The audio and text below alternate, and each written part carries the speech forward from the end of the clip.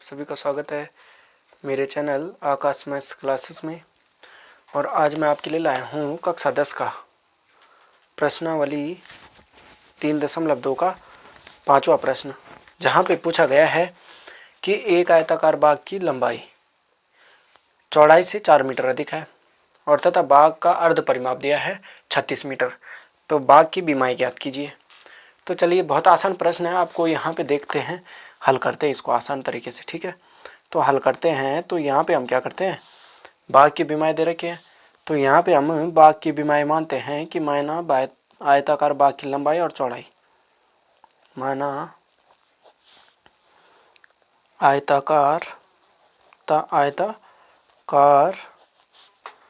बाग की लंबाई x metre व चौड़ाई y मीटर है।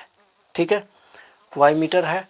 अब यहाँ पे आप प्रश्न में देख सकते हैं कि लंबाई चौड़ाई से 4 मीटर अधिक है। क्या है, पहला पॉइंट है लंबाई, ठीक है, लंबाई चौड़ाई से 4 मीटर अधिक है।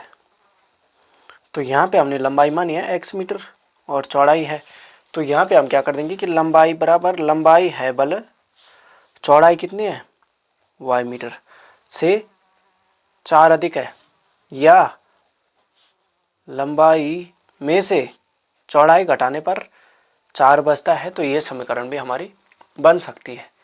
ठीक है, अब चलिए आगे बढ़ते हैं। तो आगे बढ़ने के बाद हम क्या करते हैं कि ये तो हो गई हमारी पहली समीकरण। ठीक है, दोनों में से किसी को भी रख सकते हैं। और फिर आयताकार बाग का परिमाप, तो बाग का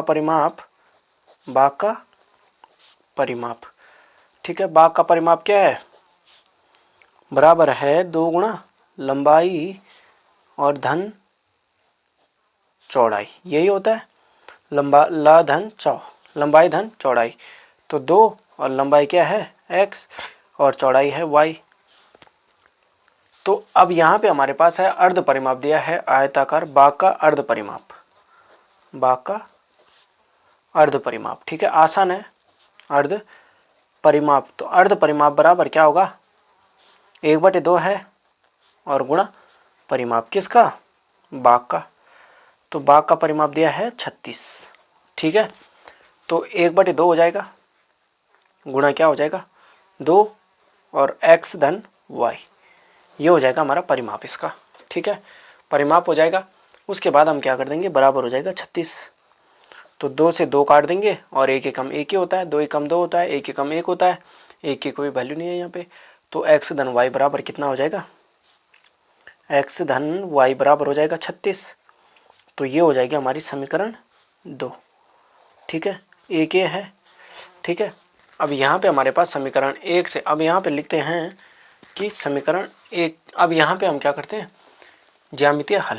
ठीक है, यहाँ पे करते हैं हम ज्यामितीय हल।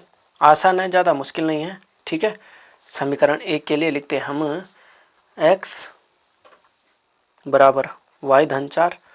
इसके लिए समीकरण यहाँ पे बना देते हैं। ठीक है ना। और समीकरण 2 के लिए क्या हो जाएगा,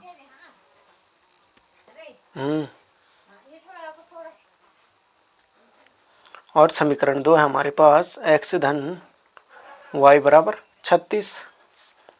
तो x/y, ये हो जाएगी हमारी दोनों समीकरण। ठीक है, ये हो जाएगी। अब यहाँ पे हम आगे क्या करते हैं, इन्हीं मानों को हम समीकरण 1 और 2 का मान ज्ञात करते हैं। तो यहाँ पे हम मान ज्ञात करते हैं। तो x बराबर था हमारे पास y धन 4। तो इसके लिए हम समीकरण x और y का करते हैं। ठीक है, ये होता है हमारे पास इसका। तो चलिए इसको हल करते हैं। तो हमारे पास क्या हो जाएगा, हमारे पास होगा कि अगर हम x बराबर रखते हैं हम यहाँ पे, ठीक है, पहली कंडीशन में हम रखते हैं 0, x बराबर 0 रखते हैं। ठीक है, x बराबर 0 रखते हैं तो क्या होता है, x बराबर 0 होगा तो y बराबर 4 हो जाएगा। नॉर्मल सी बात है, नहीं है। 0 बराबर y धन 4, तो y बराबर 4 है ना, y बराबर 4 हो जाएगा। ठीक है, y बराबर हो जाएगा हमारा 4। तो आगे हम क्या कर देंगे, ये हो जाएगा 4। अब उसके बाद दूसरी कंडीशन में हम लिखते हैं x बराबर 4, तो x बराबर y धन 4 है, तो 4 बराबर y धन 4 और y बराबर इधर को हो जाएगा तो 4 धन 4। ठीक है, ये हो जाएगा 4 धन 4। ठीक है, यही होगा हमारे पास, हो जाएगा ना कि दूसरे का हो जाएगा 4 धन 4। ठीक है, तो 4 ऋण 4 बराबर कितना हो जाएगा, y बराबर हो जाएगा 0, y बराबर 0 हो जाएगा। ठीक है, y बराबर हो जाएगा हमारा 0। तो उसके बाद हम आगे करते हैं, बढ़ते हैं एक समीकरण के लिए y धन 4, तो y बराबर हो जाएगा 0। ये समीकरण हो गई पहले के लिए कि x का मान अगर हम 0 रखते हैं तो y का मान आता है 4, और y का मान x का मान 4 रखते हैं तो y का मान आता है 0। ठीक है, अब समीकरण 2 है x धन y बराबर 36, y बराबर 36 है, तो x और y का मान रखते हैं। ठीक है ना, तो यहाँ पे हो जाएगा x बराबर अगर हम 10 रखते हैं तो 10 धन y बराबर हो जाएगा 36, तो y बराबर 36 में से 10 जाएगा तो कितना बचेगा, 36 में से। ठीक है, ये हो जाएगा हमारे पास x धन y बराबर, तो x बराबर अगर हम रखते हैं तो ये आ जाएगा y बराबर हो जाएगा हमारा कितना, 26। ठीक है, y बराबर हो जाएगा हमारा 26, तो ये हो जाएगा 26 y बराबर।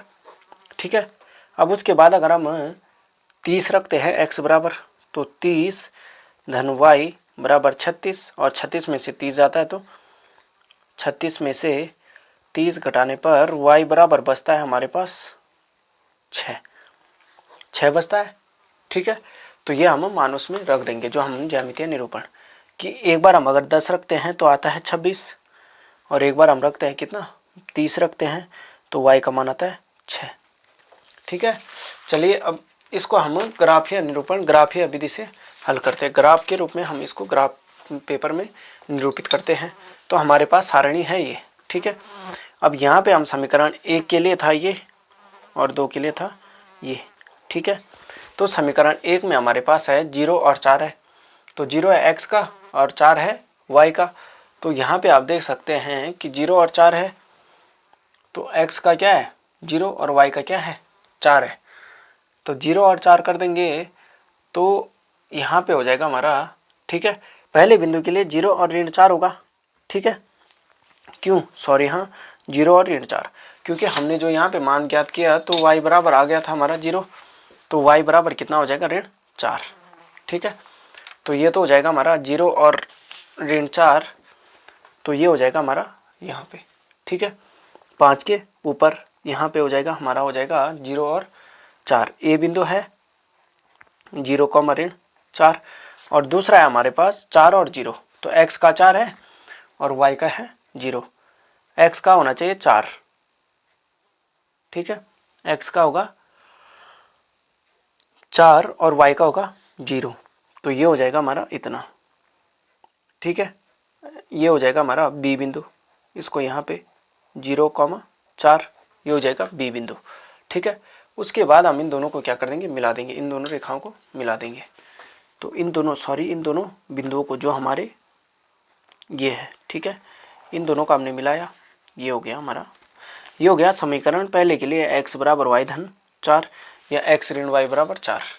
ठीक है, यहाँ पे लिख देंगे x धन y बराबर x ऋण y बराबर 4 या x बराबर y धन 4, ये भी हो सकता है और ये भी हो सकता है। ठीक है, अब दूसरे बिंदु क्या हैं, 10 और 26 है, x का 10 और y का 26। ठीक है, x का 10 होगा और y का होगा 26, तो x का 10 है यहाँ पे और y का 26 होगा यहाँ पे।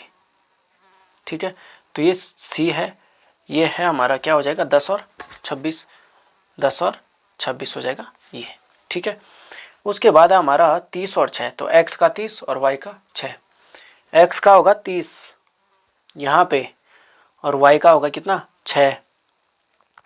तो ये हो जाएगा x का 30, ठीक है, x का है ये और y का है 6, ठीक है। तो ये हो जाएगा x का 30 और y का 6। तो इन दोनों बिंदु को भी हम क्या कर देंगे, मिला देंगे, ठीक है। ये हो जाएगा हमारा यहाँ पे, इन दोनों को मिला देते हैं, ठीक है। ये हो जाएगा हमारा समीकरण 2 के लिए x धन y बराबर 36। तो इसके लिए हम लिखते हैं x धन y बराबर हो जाएगा 36। ये समीकरण दूसरे के लिए था। अब यहाँ पे जहाँ पे हमारे बिंदु मिल रहे हैं इन दोनों को हम मिला देते हैं। तो ये हो रहा है हमारा, ठीक है। यहाँ पे क्योंकि हमारे पास क्या है, यहाँ पे हो जाएगा, ये आ रहा है हमारा 20 और 26, ठीक है। चलिए कोई नहीं, यहाँ पे हो जाएगा हमारा, अगर हम इसको सरल करते हैं तो यहाँ पे हमारा हो जाएगा ये बिंदु मिल रहा है, ठीक है। 20 और 26 के रूप में हमारा आ जाएगा, ठीक है। तो यहाँ पे हम क्या कर देंगे, 20 और 16 कर देंगे इसको, ठीक है। 20, 16।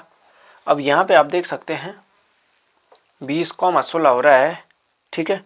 तो इसको हम, यह हो जाएगा हमारी बीमाई, ठीक है। कि बीमाई बराबर क्या हो जाएगी, बीमाई बराबर हो जाएगी आयताकार बाग की लंबाई बराबर कितनी हो जाएगी 20 मीटर और चौड़ाई बराबर 16 मीटर।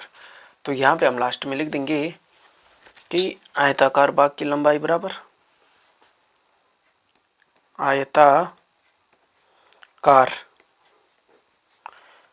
बाग की लंबाई बराबर 20 मीटर व चौड़ाई बराबर 16 मीटर होगी, ठीक है। ये हो जाएगा। चलिए बच्चों, ये प्रश्न इतना ही था और आपको मिलता हूँ अगले प्रश्न के साथ। और मेरे चैनल को लाइक, शेयर एंड सब्सक्राइब करना न भूलिएगा और अपने दोस्तों के साथ भी शेयर करना न भूलिएगा। धन्यवाद।